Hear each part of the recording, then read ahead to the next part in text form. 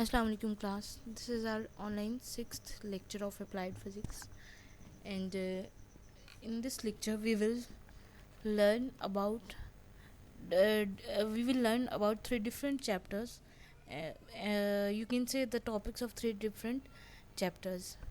If you people remember, in the last lecture we learn about magnetic field and the magnet poles and magnetic force on a charge and magnetic force in a current carrying wire. इन सब के लिए हमने magnetic force B को calculate किया था. ठीक है, उसी का ही एक टॉपिक रहता था. और ये जो लास्ट लेक्चर था हमारा, उसमें से हमने क्या लोरेंट्स फोर्स हमसे स्किप हो गया था. तो अगर आपको याद हो, आपने एफएससी में भी पढ़ा होगा, नहीं पढ़ा तो अब पढ़ लें. What is Lorentz force?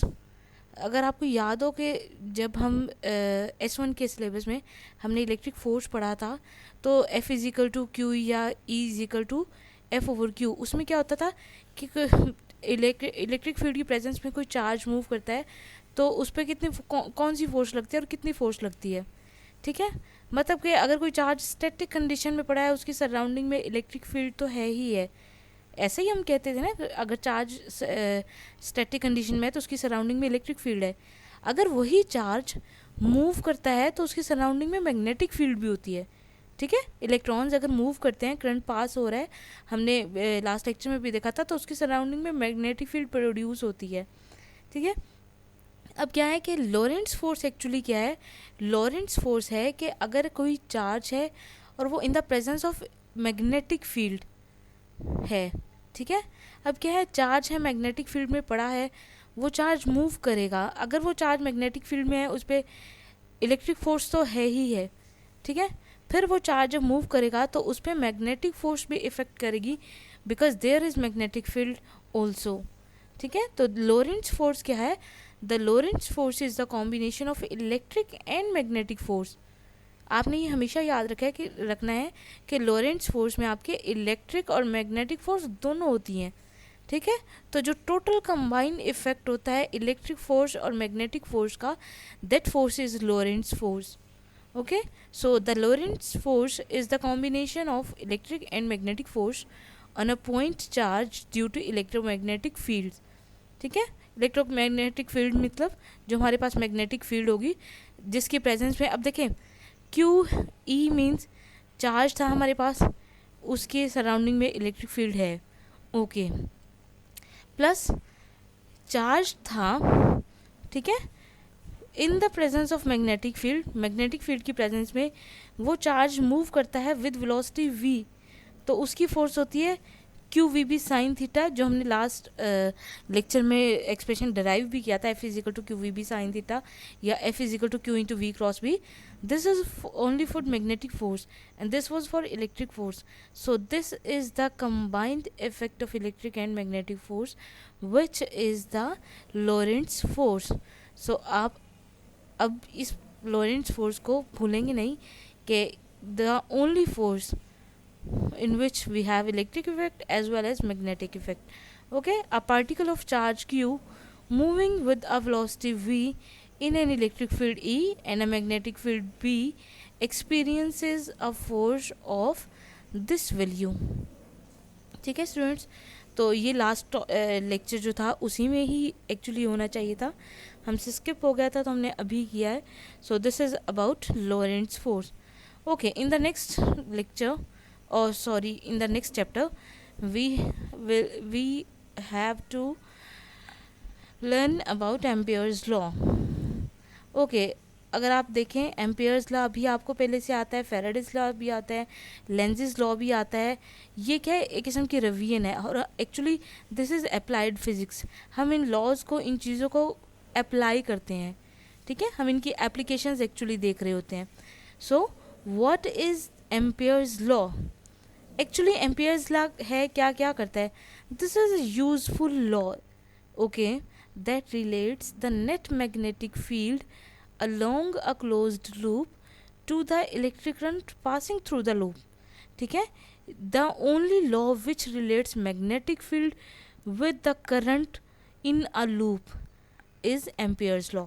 ठीक है, एम्पेयर ने ये स्टेटमेंट दी थी. This experiment was done by Ampere's, that's why it's name is Ampere's law.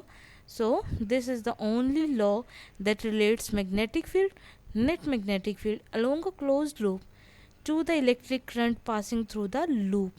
उसी लूप में से जब करंट पास करता है, उस करंट का मैग्नेटिक फील्ड के साथ क्या है, जो रिलेशनशिप है वो एम्पेयर्स लॉ में आता है. Okay, what is the statement of that law? The line integral of magnetic induction, और you can say magnetic field, एक ही बात है. The line integral of magnetic induction due to current around any closed loop.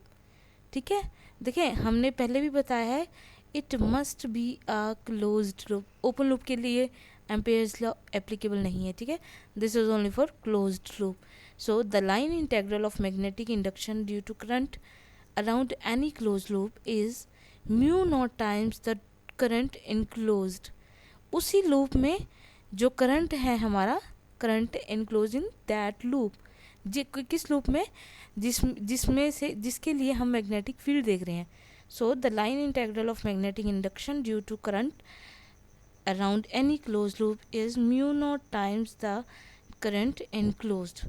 Okay, the mathematical expression is, this is integral B dot d l is equal to mu naught I. Mu naught आपको पता है permittivity of free space. This capital I is the current of the closed loop. What is B? Magnetic field dot d L.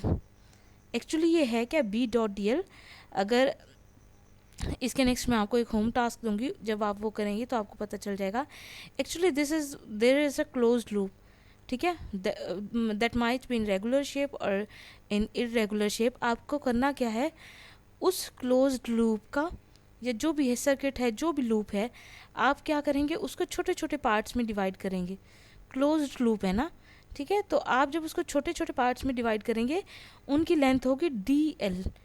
D L length क्या है, वो एक straight path होगा छोटा सा. ठीक है, आप उसको छोटे छोटे सेगमेंट्स, छोटे छोटे इंटरवल्स में डिवाइड कर देंगे. Each segment will be of length D L. So the Ampere's law states mathematically is B dot dl is equal to mu naught I. This is the mathematical expression of Ampere's law. And what is the law statement? The line integral of magnetic induction due to current around any closed loop is mu naught times the current enclosed. Okay, B dot dl. Okay, so this is B dot dl is equal to mu naught I. Mu naught I. So this was about Ampere's law. Now come towards the home task. Okay students,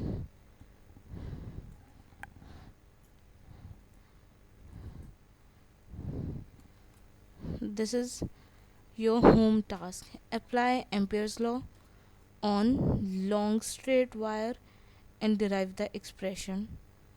Or Ampere's law application for long straight wire. इसमें actually आपको क्या करना है, अगर आपको याद हो, अभी जो हमने स्टेटमेंट पढ़ा था एम्पेयर्स लॉ का, हमने उसमें क्या किया, मैग्नेटिक फील्ड को एक्चुअली हमने करंट से रिलेट कराया है कि मैग्नेटिक फील्ड करंट से किस तरह से रिलेशनशिप में आती है. और जब क्या है कि कोई लूप है जो मैग्नेटिक फील्ड की प्रेजेंस में पड़ी है, और उसमें से जब करंट गुजरता है तो तब मैग्नेटिक फील्ड और करंट का क्या रिलेशनशिप होता है. Actually this was about Ampere's law. Now I am asking to you people for this home task. Okay, Ampere's law application for long straight wire. एक लॉन्ग स्ट्रेट वायर होगी जिसको आप conductor कह सकते हैं. जैसे हमने लास्ट लेक्चर में करंट कैरिंग वायर पढ़ा था, इसी तरह कोई भी लॉन्ग स्ट्रेट वायर लें, कंडक्टर लें, आपने उस पर एम्पेयर्स लॉ अप्लाई करना है, मैथमेटिकली उसको डिराइव करना है. ठीक है, so this is your home task and this is all about Ampere's law. Ampere's law में हमें 2 एप्लीकेशंस करना होती है, हम ये एक एप्लीकेशन करेंगे, Ampere's law application for long straight wire. Okay, आप इसको खुद डराइव करेंगे, इसका असाइनमेंट बनाएंगे, और मैं आपको बता दूंगी कल कि आप इसे कैसे CU पे सबमिट कराएंगे. Okay students, so this was all about this lecture.